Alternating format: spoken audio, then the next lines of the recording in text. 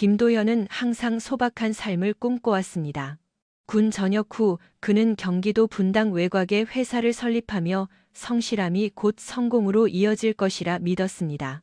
일에 대한 열정도 대단했지만 그의 마음속 가장 큰 자리는 아내 지수와 딸 서윤, 그리고 충성스러운 직원들이 차지하고 있었습니다. 시간이 흐르며 그의 사업은 번창했고 사무실을 넘어 가족처럼 끈끈한 공동체를 이루었습니다. 회사는 팀워크와 신뢰를 바탕으로 성장했습니다. 도현은 늘어가는 매출뿐만 아니라 자신이 일궈낸 강한 공동체 의식에 큰 자부심을 느꼈습니다. 직원들은 기쁨과 슬픔을 함께 나누며 서로를 지지했고, 이는 도현에게 무한한 만족감을 주었습니다. 어느 금요일 저녁, 도현은 조용한 사무실에 앉아 33명의 직원과 완벽한 팀워크, 특히 재무를 담당하는 아내 지수와 영업을 맡은 남동생 민석을 떠올리며 뿌듯함에 젖어 있었습니다. 이 행복이 곧 산산조각 날 것이라고는 꿈에도 모른 채 말입니다. 그때 사무실 매니저인 이하나가 들어와 다음날 있을 전사체육대회 겸 통돼지 바비큐 파티에 필요한 것이 없는지 물으며 그의 생각을 깨뜨렸습니다. 도현은 미소 지으며 왜 자꾸 자신을 사장님이라고 부르냐고, 실제로는 당신이 회사를 다 운영하면서라며 농담을 건넸습니다. 하나는 활짝 웃으며 동의했고 다시 한번 필요한 것이 없는지 물었습니다. 도현은 지수가 다 알아서 챙겼을 것이라고 답했습니다. 근처에 있던 지수를 부르자 지수는 내 얘기를 하고 있었냐며 장난스럽게 물었습니다.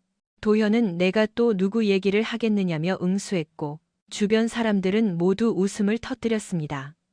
그는 자신과 하나가 누가 진짜 실세인지 논쟁 중이었다고 설명했습니다. 지수는 모두가 하나가 실세인 걸 안다며 너스레를 떨었고 하나는 집에서는 사모님이 실세 아니냐며 맞장구를 쳤습니다. 도현은 더 이상 대꾸하지 않기로 하고 낄낄거리며 웃었습니다. 그 질문에 지수는 우리 둘 다 바지를 안 입고 있으면 더 좋을 텐데라고 농담을 던져 모두를 폭소케 했습니다. 도현은 17년이 지났음에도 여전히 신혼 같은 기분이라며 행복을 표현했습니다. 하나는 다음날 파티에 대해 다시 물었습니다. 지수는 모든 준비가 끝났다며 참석 인원을 확인했습니다. 하나는 직원 28명, 가족 26명, 그리고 아이들이 31명이라고 보고했습니다. 지수는 음식이 충분할 것이라고 확신하며 하나에게 누구 데려올 사람은 없느냐고 물었습니다. 하나는 미소 지었지만 혼자 갈 것이라고 답했습니다. 지수가 소개팅이라도 시켜주겠다고 제안하자 하나는 진지하게 그러지 말아 달라고 부탁했습니다. 도현이 나서서 지수에게 하나를 그냥 내버려 두라며 그녀는 지금 이대로도 충분히 잘 지내고 있다고 달랬습니다. 지수는 미안하다며 사랑하는 마음에서 한 제안이었다고 사과했습니다. 하나는 이해한다며 속마음을 숨겼습니다. 이후 도현과 지수는 차로 걸어가며 평소처럼 금요일 저녁 계획을 세웠습니다. 도현은 식당 예약을 확인했고 지수는 메뉴를 읊었습니다. 도현을 위한 몽골리안 비프, 서윤이를 위한 깐풍기, 그리고 자신을 위한 해산물 요리였습니다. 집으로 가는 길에 지수는 도현이 유독 조용하다는 것을 눈치챘습니다. 무슨 일이 있느냐는 질문에 도현은 망설이다가 삶이 너무 완벽해서 오히려 서윤이가 얼마나 빨리 자라고 있는지 실감이 난다고 털어놓았습니다. 곧 서윤이도 데이트를 시작하고 대학에 가면 우리 둘만 남게 될 것이라며 아쉬워했습니다. 지수는 서윤이가 영원히 우리의 어린 딸일 것이라고 다독였지만 도현은 아이들이 자라는 것은 막을 수 없는 현실이라며 한숨을 내쉬었습니다.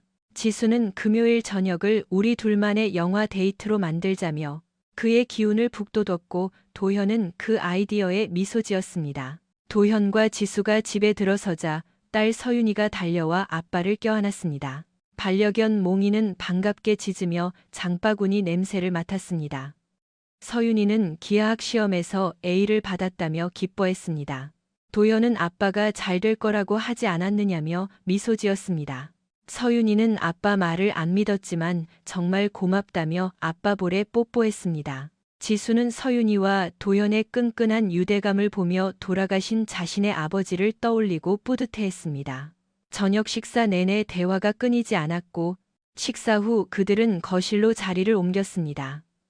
도연은 누구 차례인지 물었고 서윤이는 재빨리 리모컨을 낚아채며 아빠가 말했던 고전 코미디 영화를 골랐습니다.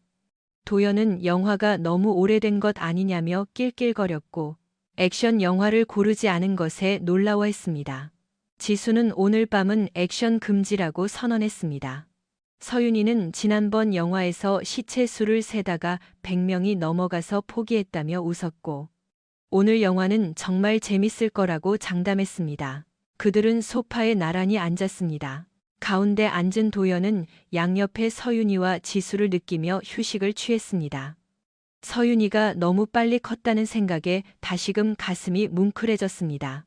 다음 날 아침 도연의 형인 민석과 형수 소희가 파티 준비를 돕기 위해 일찍 도착했습니다. 소희와 서윤이가 실내 일을 돕는 동안 도현, 지수, 민석은 야외 일을 맡았습니다. 도현이 수영장을 청소하던 중 화장실에 가야겠다며 집 안으로 들어갔습니다. 지수는 손님용 화장실을 더럽히지 말라고 농담했습니다. 서윤이가 방금 청소를 마쳤기에 도연은 지하 화장실을 쓰기로 했습니다. 조용하고 어두운 그곳은 마음을 정리하기 좋았습니다. 자리를 잡았을 때 작은 창문 밖으로 지수의 걱정스러운 목소리가 들렸습니다. 그녀는 민석과 대화 중이었습니다. 지수는 도연에게 들킬까봐 걱정했지만 민석은 형이 지금 바쁘다며 그녀를 안심시켰습니다. 그 말을 듣는 순간 도연의 심장이 살아는 듯 했습니다. 지수는 학교에서 아이들이 DNA 검사 키트를 받아왔다며 민석에게 서윤이 학교에서도 그런 걸 하는지 물었습니다. 민석은 잘 모르겠다고 답하더니 도연에게 대포알 같은 질문을 던졌습니다. 지수가 서윤이의 친부가 민석이라는 사실을 도연에게 들킨 적이 있느냐는 것이었습니다. 지수는 그동안 피하려고 노력해왔지만 학교에 다시 확인해보겠다고 답했습니다. 민석은 이제 이 부적절한 관계를 끝내야 하는 것 아니냐며 망설였지만 지수는 단호하게 거절했습니다. 수년 동안 몰래 만나왔는데 이제 와서 도연이 알게 되면 우리 둘 다 파멸이라며 겁을 냈습니다. 민석은 처음부터 다시 시작할 수 있지 않겠느냐고 했지만 지수는 화를 내며 그를 몰아세웠고 다음 주 화요일 6시 힐링 모텔에서 만나기로 약속했습니다. 그들은 헤어졌고 도연은 죽음과도 같은 침묵 속에 남겨졌습니다. 세계가 무너져 내리는 기분이었습니다. 도연은 창문을 닫고 구역질을 참으며 눈물을 흘렸습니다. 이제 어떡하지? 고통은 감당하기 힘들었지만 곧 손님들이 들이닥칠 상황에서 당장 그들과 대면할 수는 없었습니다. 심장이 찢어지는 것 같았지만 아무렇지 않은 척해야 했습니다. 20분간 지하에 머물던 도현은 밖으로 나가야 한다는 것을 깨달았습니다. 무슨 핑계를 대지? 그는 필사적으로 생각했습니다. 얼음이라고 그는 속삭였습니다. 얼음을 사러 나가는 것이 마음을 가라앉힐 시간을 벌어줄 것이었습니다. 그는 세수를 했습니다. 당혹감을 감추려 애쓰며 도연은 위층으로 올라가 평상심을 유지하려 노력했습니다. 소희를 보자 그는 지수에게 나 얼음 좀 더 사러 간다고 전해줘라고 말했습니다. 그녀는 알겠어요 라고 답했습니다. 도현은 밖으로 나와 한참을 걷고 또 생각했습니다. 평소 걷는 것이 마음을 정리하는 데 도움이 됐지만 이번에는 눈물이 걷잡을 수 없이 쏟아졌습니다. 좌절감에 그는 그만해 라고 소리쳤습니다. 감정을 드러내는데 익숙하지 않았던 그는 스스로에게 화가 났습니다. 파티와 앞으로 며칠을 누구에게도 들키지 않고 버텨낼 계획을 세워야 했습니다. 산책은 그를 조금 진정시켜 주었습니다. 그는 전략을 세우기 시작했고 너무 오래 비웠다는 생각에 얼음 8봉지를 사서 집으로 향했습니다. 서윤이가 먼저 그를 맞이했습니다. 아빠의 불안한 기색을 눈치챈 서윤이가 무슨 일이냐고 묻자 도현은 배가 아파서 잠시 차를 세워야 했다고 거짓말을 했습니다. 그는 얼음을 냉동실에 넣어달라고 부탁하며 좀 누워야겠다고 말했습니다. 걱정된 서윤이는 엄마에게 전화하겠다며 고개를 끄덕였습니다. 도현은 혼자 있는 몇 시간이 평정심을 찾는데 도움이 되길 바랐습니다. 지수가 찾아왔을 때 그는 체한 것 같다고 둘러댔습니다. 지수는 안쓰러워하며 푹 쉬라고 파티에 못 나와도 다들 이해할 것이라고 말했습니다. 혼자 남은 도연은 방 안을 서성이며 생각에 잠겼습니다. 이혼은 피할 수 없으며 민석과 지수 모두 회사에서 해고해야 한다고 결론 내렸습니다. 경제적 타격과 소희, 조카들, 그리고 부모님께 미칠 영향을 생각하니 마음이 무거웠지만 가장 큰 걱정은 서윤이었습니다. 혈연 관계와 상관없이 그녀를 잃는 것이 두려웠습니다. 감정을 추스르려 애쓰는 사이 서윤이가 올라왔습니다. 도연은 자는 척했고 서윤이가 부드럽게 그의 머리카락을 만지는 것을 느꼈습니다. 그녀는 괜찮으냐고 물었고 그는 손님들이 오기 전에 좀 쉬어야겠다고 낮게 답했습니다. 몽이는 침대 위로 뛰어올라 그의 얼굴을 핥으며 의도치 않게 눈물을 닦아주었습니다. 서윤이는 아빠에게 친구를 데려왔다며 사랑한다고 말했습니다. 그녀가 아빠의 이마에 뽀뽀하는 순간 도연은 그녀의 사랑을 느꼈고 자신이 옳은 결정을 내렸음을 확신했습니다. 그는 모든 진실을 밝히기 전에 서윤이가 알아야 한다고 생각했습니다. 그 과정이 고통스러울지라도 말입니다. 도현은 지수와 민석이 무슨 생각을 하고 있을지 궁금했고 그들의 배신이 도저히 이해되지 않았습니다. 그는 곧 그들의 배신을 폭로하고 자신이 가졌던 완벽한 삶을 무너뜨릴 것임을 알았습니다. 마음속 깊은 곳에서 다 망해버려라 라는 분노가 치밀었습니다. 그럼에도 도연은 손님들과 어울리려 노력했습니다. 지수와 민석은 너무 바빠서 그와 대화할 시간이 없었는데 오히려 다행이었습니다. 하나는 뭔가 이상하다는 것을 눈치챘지만 아무 말도 하지 않았습니다. 도연은 서윤이를 곁에 두며 그녀의 존재에서 힘을 얻었습니다. 서윤이는 아빠가 아파서 곁에 있고 싶어 한다고 생각하며 그의 곁을 지켰습니다. 파티 정리를 도운 후 도연은 일찍 자겠다며 거실을 택했고 지수도 이를 받아들였습니다. 그는 만족감을 느꼈습니다. 첫날 밤의 계획은 성공적이었습니다. 다음 날 아침 온 가족이 교회에 갔습니다. 예배 도중 도현은 메시지를 받은 척하며 지수의 관심을 끌었습니다. 지수는 의심스러운 눈초리로 바라보았지만 그는 낮게 속삭였습니다. 예배 후 지수는 메시지에 대해 물었습니다. 도현은 대구에 있는 수처리 장비업체 사장이 월요일 회의를 요청해서 부산에 다녀와야 한다고 답했습니다. 화요일에 돌아올 것이라고 덧붙였습니다. 지수가 어디냐고 묻자 부산이라고 답하며 충분히 쉬기 위해 오늘 오후에 출발하겠다고 말했습니다. 지수는 부모님 댁 점심 식사는 어떡하느냐고 물었습니다. 도연은 가겠다고 했지만 지수와 서윤이가 더 오래 머물 수 있도록 각자 차를 타고 가자고 제안했습니다. 도연은 모든 상황이 계획대로 흘러가는 것에 만족했습니다. 점심 내내 민석과 마주치는 것을 피했고 지수는 너무 바빠서 그의 감정 상태를 눈치채지 못했습니다. 식사 후 도연은 집으로 들러 서류를 챙긴 뒤 회사 근처 호텔에 체크인했습니다. 그리고 절친한 친구이자 변호사인 최정훈에게 전화를 걸었습니다. 도현은 비슷한 이혼 경험이 있는 정훈에게 상황을 설명했습니다. 정훈은 가사 전문 변호사는 아니었지만 동료인 한수진 변호사를 소개해 주었습니다. 상황이 긴박했기에 정훈은 수진에게 연락했고 그녀는 저녁 식사를 함께하며 만나기로 했습니다. 식사 자리에서 도연은 정훈과 수진이 약혼한 사이라는 것을 알게 되었습니다. 그들은 밤새 전략을 논의했고 수진은 월요일에 세부 사항을 마무리하기로 했습니다. 금요일에는 지수에게 이혼 서류를 보낼 준비가 끝날 것 같았습니다. 도연은 잠시 밖으로 나와 부산에 있는 척 집에 전화를 걸었습니다. 지수는 컨디션이 어떠냐고 물었습니다. 도연은 좀 피곤하지만 괜찮다며 서윤이를 찾았습니다. 지수는 서윤이가 옆에서 TV를 보고 있다고 답했습니다. 도연은 스피커폰을 켜달라고 했고 서윤이는 아빠가 보고 싶다며 반갑게 외쳤습니다. 도연은 화요일 데이트에 맞춰 돌아가겠다고 약속했고 서윤이는 끊기 전에 영화를 골라놓겠다며 활짝 웃었습니다. 지수는 대화가 짧아 아쉬웠지만 도연이 장거리 운전으로 피곤해서 그럴 것이라고 짐작했습니다. 도연은 호텔 창문을 열어 신선한 공기를 마시려 했지만 쓰레기통에서 올라오는 악취가 코를 찔렀습니다. 완벽하군. 그는 자신의 엉망진창인 삶을 떠올리며 창문을 닫고 밤새 번뇌했습니다. 다음 날 정훈, 수진과의 회의는 순조로웠습니다.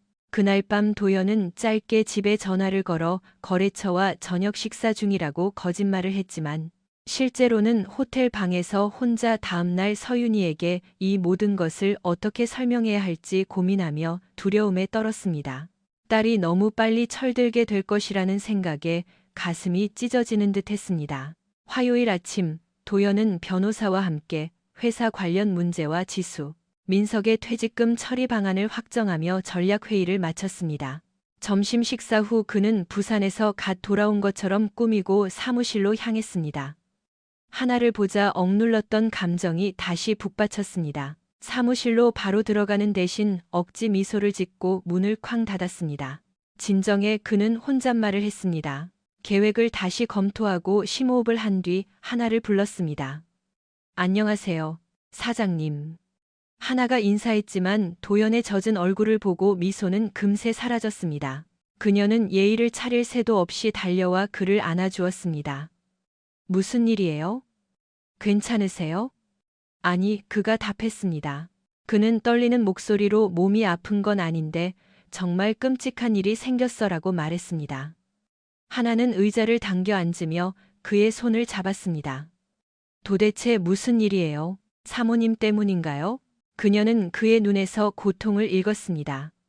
그는 고개를 끄덕이며 간신히 입을 열어 속삭였습니다. 민석이, 내 동생이랑? 그녀는 경악했습니다. 그녀는 방 안을 서성거리며 분노하다가 다시 도연을 안아주었습니다. 파티 전에 알게 된 거죠? 도연은 고개를 끄덕이며 그들의 대화를 엿듣고 진실을 알게 됐다고 설명했습니다. 절대 그 여자랑 같이 살 수 없어요. 하나가 물었습니다. 그들은 17년이나 만났어.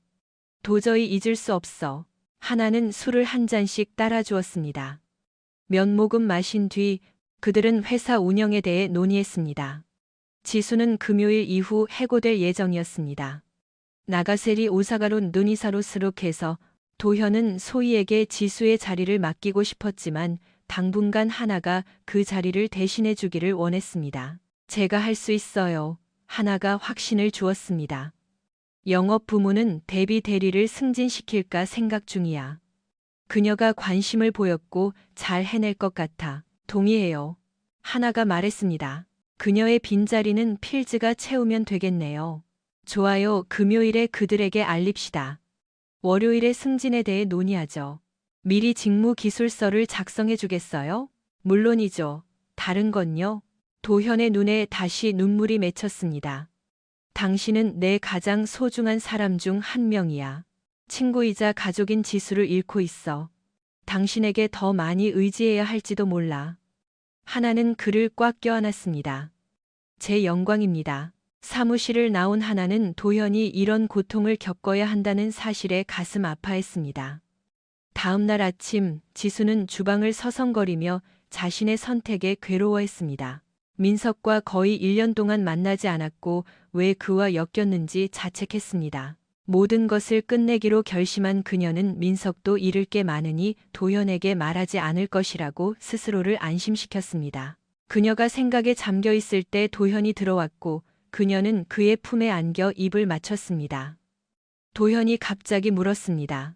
무엇이 자신을 사랑하게 만들었느냐는 질문에 지수는 사랑한다고, 파티 이후 계속 보고 싶었다고 답했습니다. 도현은 자신도 그렇다며 거짓말을 했고, 만약 그녀에게 진실을 묻는다면 어떤 반응을 보일지 궁금해했습니다. 서윤이와의 계획을 묻자 도현은 이탈리안 레스토랑에서 저녁을 먹고 영화를 볼 것이라고 답했습니다. 지수가 오늘 밤 계획이 있느냐고 묻자 도현은 왜냐고 물었고 그녀는 당황하며 쇼핑몰에 갈 예정이라고 답했습니다. 도현은 윈도 쇼핑만 하는 거냐며 농담했고 지수는 억지 웃음을 지으며 마음에 드는 게 있는지 보겠다고 했습니다. 도현은 쇼핑 잘하라고 덧붙이며 즉시 후회했습니다. 지수는 그 말의 의미를 궁금해했지만 도현은 그냥 농담으로 넘겼습니다. 다행히 서윤이가 내려오면서 긴장된 분위기가 풀렸습니다. 서윤이는 들뜬 모습으로 도현과 계획을 논의했습니다. 떠나면서 지수는 자부심, 사랑, 죄책감, 후회가 뒤섞인 감정을 느꼈습니다. 그녀는 오늘 밤이 민석과 마지막이 될 것이라고 결심했습니다. 20분을 기다린 후 그녀는 차키를 들고 그를 만나러 나갔습니다. 도연과 서윤이가 차를 타고 가면서 도연은 긴장감에 휩싸였습니다. 그는 심호흡을 하며 서윤이의 손을 잡고 계획이 변경된 것에 대해 사과했습니다. 서윤이는 걱정했습니다. 이유를 묻자 도연은 근사한 저녁이나 영화 대신 중요한 대화와 확인해야 할 것이 있다고 설명했습니다. 서윤이는 엄마에게 비밀로 해야 하는 것이냐며 불안해했습니다. 도연은 그녀를 안심시키며 차를 세울 때까지 기다려달라고 했습니다. 그들은 침묵 속에 맘스터치에 들러 음식을 산 뒤 선라이즈 모텔 근처의 작은 오피스텔 단지로 향했습니다. 서윤이가 왜 여기 있느냐고 묻자 도연은 망설이다가 지수가 바람을 피우고 있으며 곧 여기서 상대를 만날 것이라고 밝혔습니다. 서윤이는 충격을 받고 부정했습니다. 도연은 슬픈 표정으로 그녀의 두려움을 확인해 주었습니다. 잠시 후 2대의 차가 모텔로 들어오는 것을 보았습니다. 서윤이는 엄마의 차와 그 뒤를 따르는 민석 삼촌의 차를 발견했습니다. 서윤이와 도연은 큰 충격을 받은 채 서로를 껴안고 그 순간을 사진으로 남겼습니다. 그들은 지수와 민석이 포옹하며 모텔 방으로 들어가는 것을 지켜보았습니다. 도연은 상황의 심각성을 깨닫고 눈물을 흘리는 서윤이에게 미안하다고 말했습니다.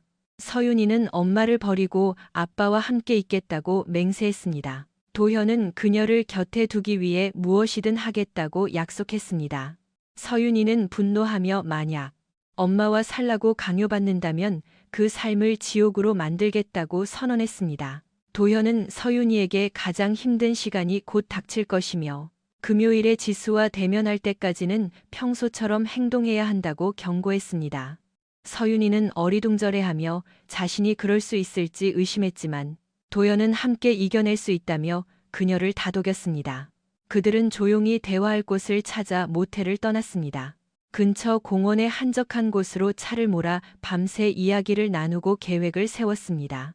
함께 울고 울분을 토하며 그들은 그 어느 때보다 가까워졌고 마치 온 세상이 자신들을 적대시하는 기분을 느꼈습니다. 밤 10시가 조금 넘어 귀가했지만 서윤이는 앞으로 3일간 어떻게 아무렇지 않은 척할 수 있을지 막막했습니다. 아빠 그 여자를 보고도 뺨을 때리지 않을 자신이 없어요. 서윤이가 고백했습니다. 말 조심해야지. 아가, 도연이 부드럽게 타일렀습니다. 듣기 싫겠지만 결국 그 여자와 어떤 관계든 유지는 해야 할 거야. 예전 같지는 않겠지만 절대 존경하지 않을 거예요. 서윤이가 차갑게 답했습니다. 그래도 가보자. 도연은 집에 가면 피곤해서 바로 자는 걸로 하자고 제안했습니다. 서윤이는 잠시 침묵하다 동의하며 덧붙였습니다. 아빠 정말 사랑해요. 아빠가 어떻게 버티고 있는지 모르겠지만 난 항상 아빠 편이에요. 도연은 마당으로 들어서며 미소 지었습니다. 어떻게 나에게 이렇게 멋진 딸이 생겼을까? 그의 목소리는 감동으로 떨렸습니다. 아빠는 내가 아는 가장 멋진 남자고 딸이 바랄 수 있는 최고의 아빠예요. 그들은 조용히 집으로 들어갔고 지수가 잠든 것을 보고 안도했습니다. 서윤이는 감정을 억눌렀고 도연은 자는 척하는 지수를 보았습니다. 그녀가 민석과 함께 있었다는 사실을 알기에 대화를 피할 수 있어 다행이라 생각했습니다. 그들은 침대에 등을 돌리고 누워 각자의 고통스러운 생각에 잠겨 조용히 눈물을 흘렸습니다. 다음 날 아침, 도연은 커피 향에 잠을 깼고 외출 준비를 했습니다. 주방에 있는 서윤이를 확인했습니다. 지수는 팬케이크를 구우며 밝게 인사했습니다. 도현은 그녀를 안아주며 목에 뽀뽀했습니다. 그때 서윤이가 들어와 아무 일 없다는 듯 부모님께 인사했습니다. 도연은 서윤이에게 어제 아빠와의 데이트가 즐거웠느냐고 물었습니다.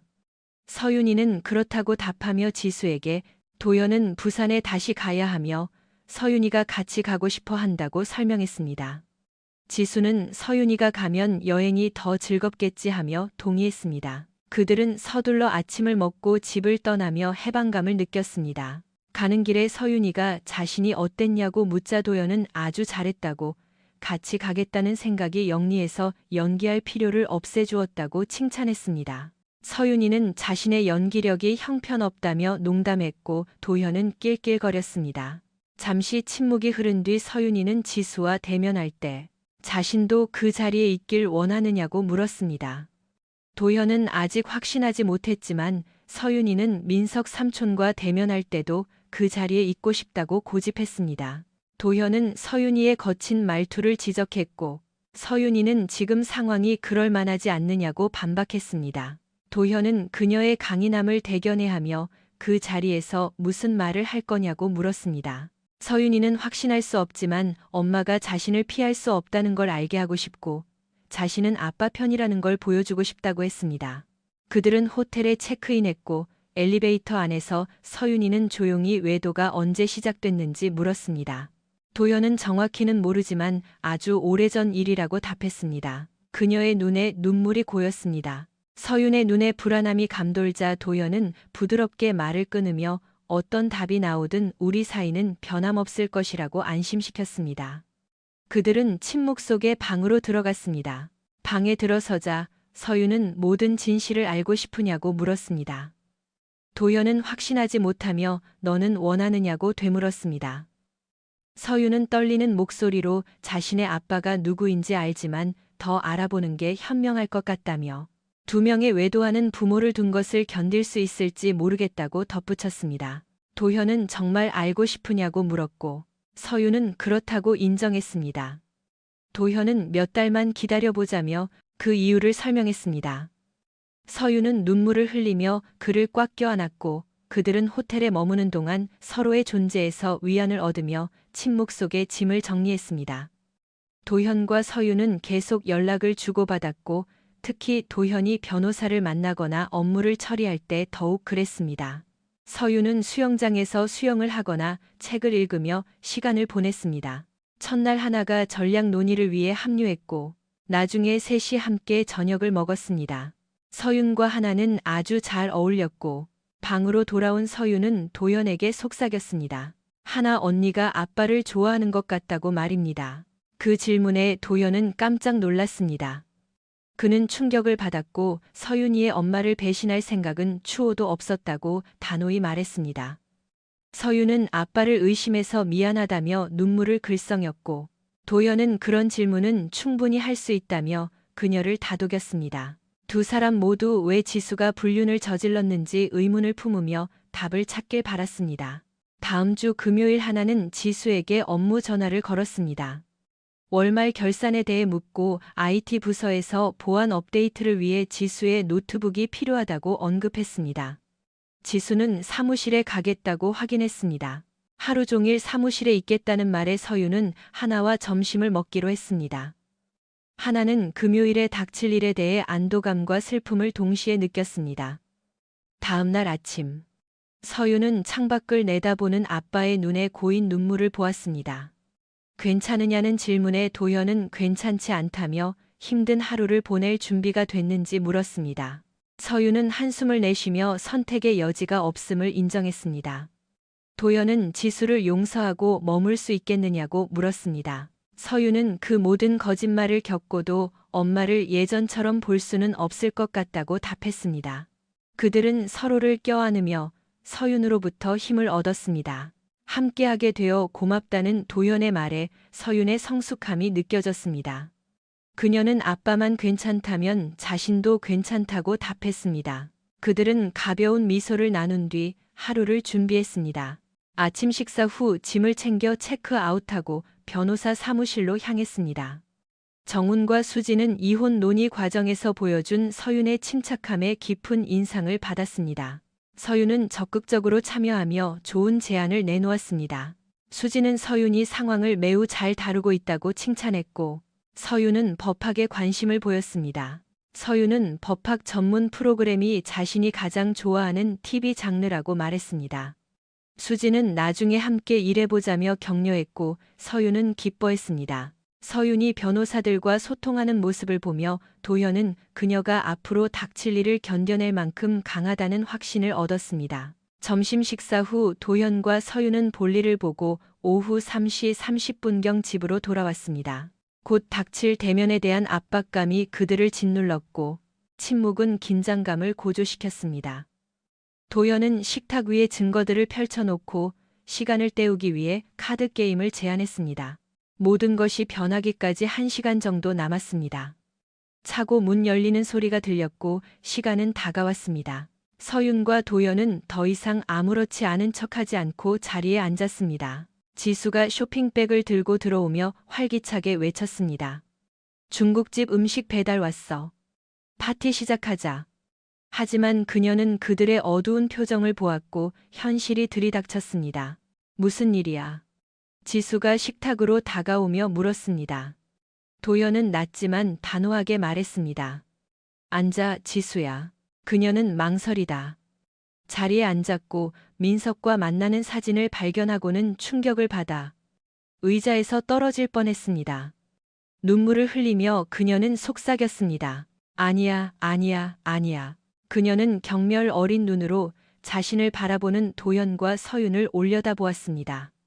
제발 도연 씨, 나한테 이러지 마. 지수는 울며 애원했습니다. 도연은 잠시 멈추었다가 부드럽게 물었습니다. 당신이 어떻게 대접받아야 한다고 생각해? 제발 나를 떠나지 마. 지수가 빌었습니다. 우리 결혼과 가족을 쓰레기통에 처박은 건 당신이잖아. 도연은 감정을 억누르며 쓰라리게 답했습니다. 이건 끔찍한 실수였어. 그 실수가 얼마나 오래됐지? 도연이 날카롭게 물었습니다. 지수는 그가 얼마나 알고 있는지 몰라 망설였습니다. 한 번이라도 너무 많은 거야. 그냥 없었던 일로 하면 안 될까? 진심이야? 얼마나 됐냐고. 도현이 마침내 소리쳤습니다. 지수는 자백했습니다. 민석 씨가 소희 씨를 만나기 전부터니까 17년 정도 됐어. 도현은 비통하게 말했습니다. 17년 동안 나를 속였으면서 그게 아무것도 아니라고 생각해? 이건 너무 이기적이고 상처되는 일이야. 서윤은 더 이상 참지 못하고 소리쳤습니다. 엄마, 어떻게 이럴 수 있어? 아빠랑 나를 다 망쳐놨어. 도연은 분노로 몸을 떨었습니다. 당신 도대체 누구야? 서윤이 분노하며 덧붙였습니다. 거짓말쟁이의 사기꾼. 지수는 도연에게 도움을 청하는 눈빛을 보냈습니다. 제발 도연 씨, 서윤이한테 그러지 말라고 말해줘. 지수가 애원했습니다. 도연은 차갑게 응수했습니다. 서윤이가 틀린 말을 할 때만 말릴 거야. 방 안은 지수의 흐느낌 소리만 가득했습니다. 마침내 지수가 물었습니다. 이제 어떻게 할 거야? 도연은 답했습니다. 방에 가서 씻고 진정해. 당신이 우는 건 우리를 더 화나게 할 뿐이야. 우리 떠나기 전에 얘기 좀 해. 일단 정리부터 해야겠어. 어디 가는데? 지수가 당황하며 물었습니다. 당신이 상관할 일 아니야. 그리고 우린 몇 시간 안에 아무것도 해결되지 않아. 위층으로 올라가. 도연이 명령했습니다. 지수는 비틀거리며 계단을 올라갔습니다. 도현은 지수의 여동생 지영에게 메시지를 보냈습니다. 다 끝났어. 30분 안에 이리로 와줘. 알겠어, 지영이 답했습니다. 지수는 침대에 앉아 오열했습니다. 가족을 구할 방법을 생각해 보려 했지만 곧 잔인한 진실을 깨달았습니다. 이제 이 침대는 더 이상 자신의 것이 아니라는 사실을요. 그녀는 허망하게 모든 것을 망쳐버렸습니다. 상실감을 받아들이며 눈물이 쏟아졌습니다. 20분 후 그녀는 아직 슬펐지만 조금 진정된 상태로 내려왔습니다. 도연은 단도직입적으로 말했습니다. 우선 당신은 해고야. 지수의 눈에서 다시 눈물이 흘렀습니다. 왜? 나 일 잘했잖아. 그녀가 항변했습니다. 진짜 이유를 몰라서 묻는 거야? 난 더 이상 당신을 믿지 않고 내 곁에 두고 싶지 않아. 도현이 차갑게 답했습니다. 지수는 고개를 숙이고 감정을 억눌렀습니다. 또 다른 건? 도현은 지수에게 서류 뭉치를 건네며 퇴직금과 합의 사항이 담긴 문서라고 설명했습니다. 개인 계좌를 만들고 서류를 검토하라고 지시하며 변호사를 선임하라고 권했습니다. 초기 비용은 지불해 주겠지만 만약 항소한다면 그 비용은 스스로 감당해야 한다고 못 박았습니다. 그녀는 몸을 떨었습니다. 지수는 상황이 너무 가혹하다며 화해할 수는 없느냐고 물었습니다. 도현은 그녀의 애원을 무시하며 곧 지영이가 올 것이라고 말했습니다. 아직 대화할 준비가 안 됐으니 당분간 지영이네 집에서 지내라고 제안했습니다. 어느 정도 정리가 되면 손님방을 써도 좋다고 덧붙였습니다. 지수는 여기서 지내면 안 되겠느냐며 절박하게 물었습니다. 도연은 인내심을 잃고 한동안 당신 얼굴을 보고 싶지 않다고 쏘아붙였습니다. 그 말은 그녀의 심장을 찌르는 듯 했습니다. 지수는 잠시 침묵하다 다시 물었습니다. 화해할 기회가 정말 없느냐는 질문에 도연은 단호하게 없다고 답하며 17년 동안 동생과 놀아나며 2개의 결혼 생활과 새 가족을 파괴한 사실을 상기시켰습니다. 지수는 믿기지 않는 듯 새 가족이라니 하며 되물었습니다. 도연은 우리 부부, 민석과 소희뿐만 아니라 우리 부모님까지 포함된다며 동생은 이제 자신에게 죽은 사람이나 다름없다고 설명했습니다. 자신의 행동이 초래한 심각성이 서서히 그녀의 머릿속을 파고들었고 지수는 하느님께 용서를 구하며 중얼거렸습니다. 도연은 하느님은 용서하실지 몰라도 자신은 시간이 좀 걸릴 것이라고 답했습니다. 그때 지영이 도착했고 도연은 서윤이를 불러 안아주었습니다. 떠나기 전 그는 지수를 마지막으로 쳐다보았고 2사람 모두 서로의 얼굴에서 고통을 읽었습니다. 찢겨나가는 삶의 무게가 온전히 느껴졌습니다. 18년의 유대감은 무참히 끊어졌고 회복되기까지는 오랜 시간이 걸리거나 영영 불가능할 것이었습니다. 도연과 서윤은 침묵 속에 차를 몰았습니다. 계획은 알고 있었지만 준비가 됐는지는 확신할 수 없었습니다. 도연은 이 순간을 즐기려 했지만 곧 그것이 가져올 고통, 특히 저녁 식사를 위해 민석의 집에 가 계신 부모님이 겪을 충격을 떠올렸습니다. 도착하자 심장이 요동쳤지만 서윤은 그의 손을 꽉 잡으며 말했습니다. 아빠는 해낼 수 있어요. 할머니, 할아버지 곁에 계세요. 제가 소희 숙모님께 사진을 드릴 때 아빠도 2분께 드려요. 그는 준비됐니? 라고 물었고 그녀는 자신있게 답했습니다. 그들이 집 안으로 들어서자 저녁 식사가 막 끝난 참이었습니다. 서윤은 조부모님을 껴안았고 소희가 도현을 반겼습니다. 어머, 오실 줄 몰랐는데 음식 많아요. 도현은 소희의 이마에 뽀뽀하며 고맙다고 한 뒤 대화가 필요하다고 말했습니다. 그는 소희에게 민석과 지수가 함께 있는 사진을 건넸고 서윤은 부모님께 사진을 드렸습니다. 방 안은 경악 섞인 침묵에 휩싸였습니다. 모두가 사진을 보는 동안 도연은 민석에게 한 불을 건네며 설명을 요구했습니다. 민석은 안색이 창백해지며 의자에 주저앉았습니다. 아버지는 대답을 요구했습니다. 소희는 민석의 뺨을 때리며 욕설을 퍼부었습니다. 도연은 민석이 말하게 내버려 두라고 말렸지만 민석은 말을 더듬으며 아무런 변명도 하지 못했습니다. 그는 사진이 어디서 났느냐고 물었고 도연은 그건 질문이 틀렸다며 진실을 말하라고 다그쳤습니다. 소희가 설명을 애원하자 도연은 민석과 지수가 소희를 만나기 전부터 불륜 관계였다고 폭로했습니다. 소희는 분노하며 민석에게 달려들었습니다. 그녀는 오열하며 거실로 달려갔고 어머니와 서윤이 그녀를 달랬습니다. 아버지는 민석에게 사실인지 확인을 요구했고 민석은 울며 진실을 고백했습니다. 아버지는 형과 아내를 배신한 민석을 짐승만도 못한 놈이라며 꾸짖었습니다. 민석은 사과하려 했지만 도연은 민석이 자신에게 죽은 것과 다름없다며 다시는 보고 싶지 않다고 선언했습니다. 또한 민석을 해고했으며 더 이상 형제로 생각하지 않겠다고 아버지께 말씀드렸습니다. 아버지는 도연을 진정시키려 했지만 도연은 민석이 여기 있다면 자신이 떠나겠다고, 만약 이런 일이 반복된다면 아버지도 선택을 하셔야 할 것이라고 단호히 말했습니다. 아버지는 한숨을 내쉬며 도연의 입장을 이해하지만 민석과 완전히 인연을 끊으라고는 하지 말아 달라고 부탁했습니다. 도연은 받아들였지만 상황이 쉽게 해결되지는 않을 것이라고 경고했습니다. 소희가 돌아와 민석에게 당장 짐 싸서 나가라고 소리쳤고 아버지도 여기서 지낼 생각 말하며 거들었습니다. 민석은 눈물 어린 눈으로 어머니를 바라보았지만 오직 멸시만이 돌아왔습니다. 민석이 짐을 챙기러 가자 도연은 그를 막아서며 사무실 열쇠를 요구하고 월요일에 최정훈 변호사에게 반납하라고 명령했습니다. 민석은 회사 차와 퇴직금을 받기로 했습니다. 도현은 민석의 노트북 가방도 챙겼는데 민석은 당황하며 거부했습니다. 개인적인 자료가 있다며 항의했지만 도연은 회사의 자산이며 개인적인 것은 월요일에 돌려주겠다고 고집했습니다. 절망한 민석은 도연에게 달려들어 주먹을 휘둘렀습니다. 도연은 응수하며 민석을 바닥에 쓰러뜨렸습니다. 주변 사람들이 말리려 했지만 아버지가 도연을 꽉 껴안아 진정시켰습니다. 그들이 일어났을 때 민석은 바닥에 기절해 있었습니다. 평정심을 되찾은 도연은 소희에게 소란을 피워 미안하다며 주말에 따로 이야기하자고 제안했습니다.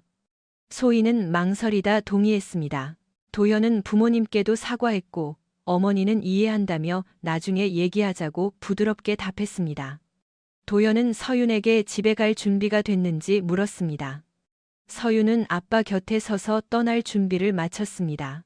떠나기 전 도현은 아버지께 소희를 도와 민석이 조용히 떠나게 해달라고 부탁했습니다. 아버지는 고개를 끄덕이며 걱정 말라고 하셨습니다. 도현은 이제 우리 둘뿐이라며 체념하듯 말했습니다. 부모님은 항상 내 곁에 있겠다며 그를 안심시켰습니다. 도연과 서윤은 조용히 떠났습니다.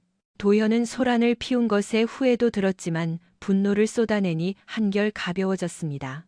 하지만 서윤과 도연의 머릿속에 동시에 한 가지 의문이 떠올랐습니다. 민석 삼촌은 왜 저 노트북 가방에 그토록 집착했을까요? 그 안에 무엇이 들어있을까요? 나도 궁금해. 도연이 답했습니다. 집에 가서 확인해보자. 아빠 괜찮아요? 아까 정말 이성을 잃은 것 같았어요. 서윤이 걱정스러운 표정으로 물었습니다. 괜찮아. 좀 아플 뿐이야. 도연이 쓴웃음을 지으며 답했습니다. 할아버지가 말릴 때 할아버지까지 다치게 할까봐 걱정됐어요. 내가 정말 제정신이 아니었나 보구나? 도연이 자신의 행동을 되돌아보며 말했습니다. 그랬죠. 하지만 가끔은 그래도 될 때가 있는 것 같아요. 서윤이 살짝 미소 지었습니다. 그들은 서로 이해한다는 듯 눈빛을 주고받으며 긴장 속에서도 유대감을 느꼈습니다. 그 사이 민석은 가방과 쓰레기 봉투에 짐을 챙기며 불륜이 들통난 것과 도연이 노트북 가방을 가져간 것에 분노했습니다. 그는 캐리어 중 하나에 숨겨둔 상자가 있는지 확인했습니다. 그 안에 물건이 꼭 필요했기 때문입니다. 작별 인사도 없이 그는 북쪽으로 차를 몰았습니다. 도연이 언제 돌아올지 모르는 상황에서 사라져야 했습니다. 그의 모든 비밀이 드러날 상황이었습니다. 민석의 계획은 엉망이었습니다. 강원도 고성이나 속초 같은 작은 마을에 가서 현금으로 방을 구하고 차를 버릴 생각이었습니다. 차를 훔치거나 기차, 버스를 타는 것도 고려했습니다. 컴퓨터 파일 없이는 막막했습니다. 어떻게 이렇게 한순간에 망가질 수 있지? 그는 화를 내며 중얼거렸습니다. 당황한 나머지 두 가지 중요한 걸 놓쳤다는 것도 모른 채 말이죠. 집에 도착한 도연과 서윤은 저녁을 못 먹었다는 걸 깨닫고 패스트푸드를 샀습니다. 텅 빈 집은 지수가 없어서 안도감과 슬픔이 동시에 느껴졌습니다. 식사 후 도연은 민석에, 도연은 노트북 가방을 사무실로 가져가 내용물을 확인하기 시작했습니다. 모든 것이 평범해 보였으나 한 대형 고객사로부터 민석의 이름으로 된 세탁 서비스 비용, 명목에 1억 3천만 원짜리 수표가 든 봉투를 발견했습니다. 뇌물임을 직감한 도연은 서류를 뒤지며 민석의 행적에 대해 뇌까렸습니다.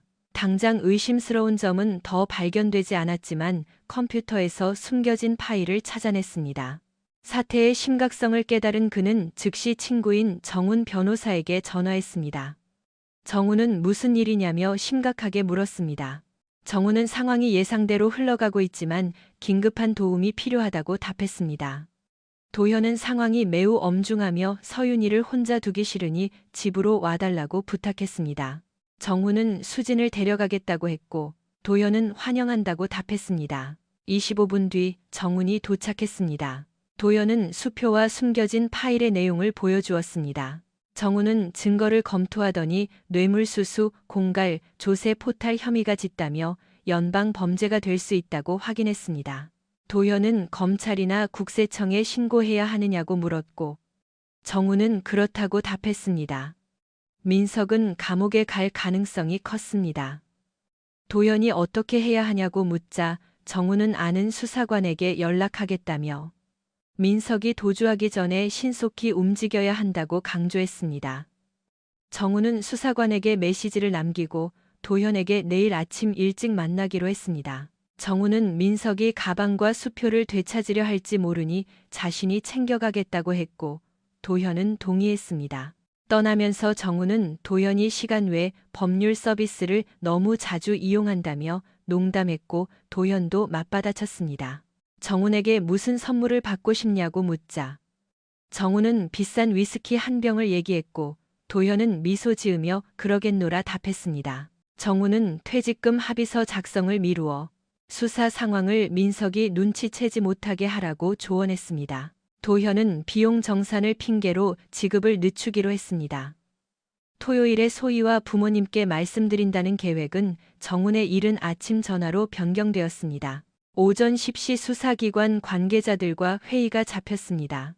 서유는 아빠와 함께 가겠다고 고집했고 결국 그들은 함께 회의에 참석했습니다. 도현과 정훈은 수사관에게 증거를 제출했습니다. 서류를 검토하던 수사관은 뇌물 장부와 미결제 수표, 해외 계좌 정보를 확인하며 계좌에 얼마가 있는지 물었습니다. 약 10억 원 정도입니다. 회사 돈인가요? 수사관이 물었습니다. 그런 것 같습니다. 도현이 확인했습니다.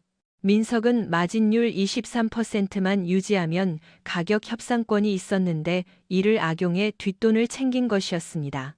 14개의 업체가 연루되어 있었고 그들도 처벌을 피할 수 없었습니다. 수사관은 민석의 행방을 물었지만 도현은 모른다고 답했습니다. 노트북 가방을 뺏긴 후 가족들에게 쫓겨났으니 도주 중일 것이라고 추측했습니다. 수사관은 민석의 휴대폰 위치 추적을 명령했습니다. 잠시 후 민석이 강원도 방향 고속도로를 달리고 있다는 보고가 들어왔습니다. 그들은 일요일 저녁쯤 그를 체포하기로 결정했습니다. 관할 경찰과 협조해 48시간 동안 구금하며 정식 기소 준비를 하기로 했습니다. 돌아오는 길에 도현, 정훈, 서윤은 가벼운 대화를 나누었지만 도현의 마음 한구석에는 서윤의 DNA 검사 결과에 대한 걱정이 남아 있었습니다. 민석이 감옥에 갈 가능성이 커지자 양육비 청구 계획은 무의미해졌고 도현은 안도했습니다. 그들은 소희와 부모님을 만났습니다. 어머니는 막내 아들의 배신에 눈물을 흘렸고 아버지는 격분했습니다. 소희는 자신과 아이들의 미래를 걱정하며 도현에게 어떻게 살아야 하냐고 울먹였습니다. 도현은 계획을 설명했습니다. 우선 한수진 변호사를 통해 이혼 소송을 진행하고 민석이 감옥에 가면 공동재산의 대부분을 가져오게 될 것이라고 했습니다. 횡령된 돈은 환수되어 회사 재건에 쓰이겠지만 일부는 소희와 아이들을 위한 신탁기금으로 만들겠다고 약속했습니다. 소희 씨는 경영학 학위가 있으니 지수 대신 우리 회사 재무를 맡아주면 좋겠어요. 재택근무를 하며 아이들을 돌볼 수 있게 해줄게요. 어때요? 소희는 안도하며 도현을 껴안았고 부모님도 지지해 주셨습니다. 도현은 가족을 챙기는 아빠를 자랑스럽게 바라보는 서윤을 보며 미소 지었습니다. 집으로 오는 길에 도현은 다시 DNA 검사 이야기를 꺼냈습니다. 서윤아, 검사 더 생각해 보았니? 생각해 봤어요. 서윤이 답했습니다. 결정하기 힘들었지만 해보는 게 좋을 것 같아요. 아빠 괜찮으시죠? 그럼 아빠는 괜찮아. 도현이 안심시켰습니다. 이번 주에 키트가 올 거야. 이게 우리 사랑을 바꾸지는 않는다는 거 알지? 알아요. 서윤이 나지막이 말했습니다. 제 마음도 변하지 않아요. 그냥 알고 싶을 뿐이에요. 서윤과 대화를 나누고 나니 도현은 악몽이 끝나가는 기분이 들어 한결 가벼워졌습니다. 한편 민석은 밤새 고속도로를 달려 강원도로 향했습니다. 휴게소에서 아침을 먹고 태블릿으로 은신처를 검색했습니다.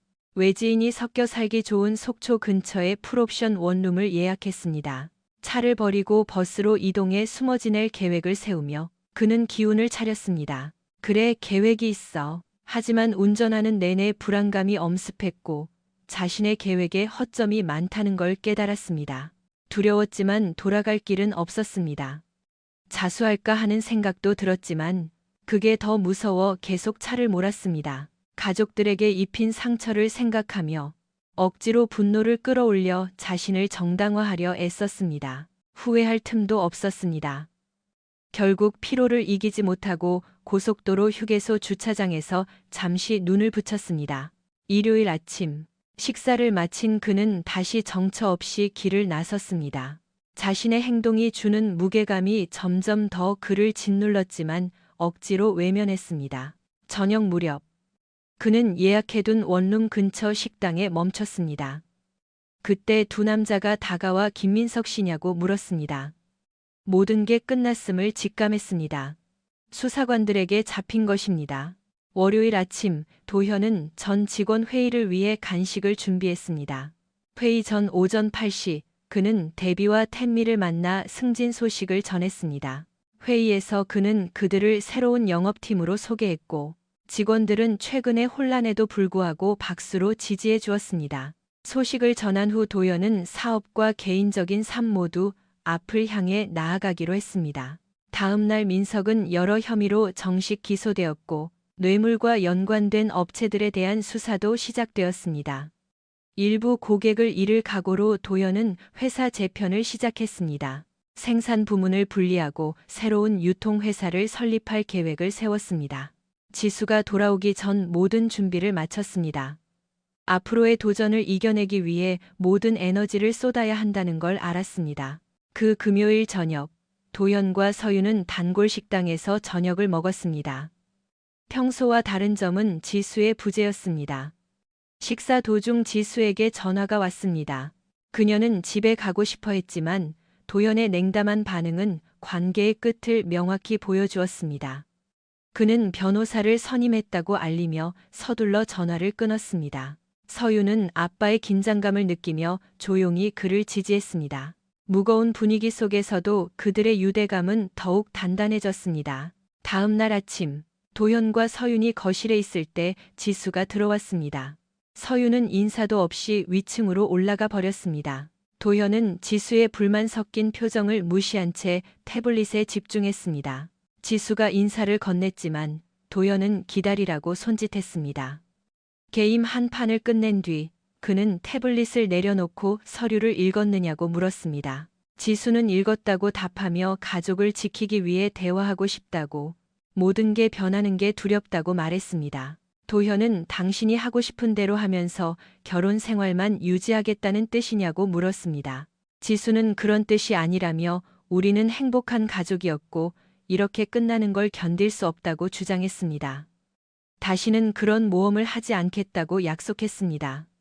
도현은 믿지 않았습니다. 17년 동안이나 불륜을 저질러 놓고 이제 와서 곤란해지니 가족 타령을 하느냐고 쏘아붙였습니다. 자신이 집에서 아무것도 모르는 동안 동생과 즐거웠느냐고 비난했습니다. 지수는 민석을 사랑한 게 아니라며 사실 그가 이기적이고 잠자리도 별로 좋아하지도 않았다고 고백했습니다. 도현은 어이없어하며 조용히 말했습니다. 좋아하지도 않는 남자 때문에 17년 동안 모든 걸 걸었다는 사실이 더 이해되지 않는다고 말입니다. 지수는 울면서 왜 그랬는지 자신도 모르겠다며 멍청하고 이기적인 실수였다고 자책했습니다. 처음에는 술 때문이었고 나중에는 민석이 도현에게 알리겠다고 협박해서 계속할 수밖에 없었다고 변명했습니다. 들키지 않는다는 짜릿함도 조금 있었지만 설명할 길은 없었습니다. 도현은 이제 단호하게 지수에게 다시는 보지 말자고 했습니다. 흐느끼는 그녀를 보며 도현은 잠시 목소리를 낮추고 진정할 시간을 주며 물을 마시겠느냐고 물었습니다. 그녀가 작게 고개를 끄덕이자 냉장고에서 물을 꺼내 주었습니다. 그리고 준비가 되면 위층 식탁에서 서류에 대해 논의하자고 했습니다. 서윤은 침대에 앉아 부모님이 다투는 소리를 들었습니다. 울지 않으려 애썼지만 아빠의 고통이 느껴져 가슴이 찢어지는 것 같았습니다. 그녀는 아빠와 함께 삶을 일궈나가기로 결심했고 엄마는 자신의 고통을 스스로 감당해야 한다고 생각했습니다. 도연은 화장실로 들어가 오열했습니다. 지수에게 약한 모습을 보이고 싶지 않았습니다. 도현은 감정을 추스르고 밖으로 나왔습니다. 식당으로 들어오는 지수의 퉁퉁 부은 얼굴과 붉은 눈이 그녀의 슬픔을 말해주었습니다. 도현은 그녀의 고통을 고소해야 하는 마음과 일을 끝내고 싶은 마음 사이에서 갈등하며 더 이상 소리 지르지 않기로 했습니다. 그는 소리 지른 것에 대해 사과했고 냉정한 목소리로 침착함을 유지하겠다고 했습니다. 지수는 우리가 함께할 수만 있다면 소리 지르고 욕하고 때려도 좋다고 했지만 도현은 그럴 일은 없을 것이라고 선을 그었습니다. 도현은 서류를 확인했느냐고 물었고 지수는 공정하다 인정하면서도 간곡히 부탁했습니다. 서유는 포기하지 않고 차라리 돈을 더 주겠다고 제안했습니다. 도현은 서윤과의 특별한 유대감을 강조하며 그녀를 잃을 수 없다고 단호히 거절했습니다. 곧 서윤이가 16살이 되면 스스로 선택할 수 있을 텐데 지금 그녀의 뜻에 반하는 결정을 내리는 건 어리석은 짓이라고 지적했습니다. 지수는 서윤이를 잃지 않을 것이며 깨진 관계를 회복하기 위해 서윤이가 곁에 있어야 한다고 주장했습니다. 도현은 서윤이가 엄마에 대해 느끼는 건 오직 분노뿐이라며 억지로 같이 사는 건 상황을 악화시킬 뿐이라고 경고했습니다. 지수는 서윤이를 절대 포기하지 않겠다고 소리쳤습니다. 그때 서윤이 나타났습니다. 서윤은 엄마에게 달려들어 독서를 퍼부으며 10분 넘게 그녀의 모든 배신 행위를 나열했습니다. 지수가 고개를 돌리려 할 때마다 서윤은 엄마의 턱을 잡아 강제로 자신을 마주보게 하며 분노를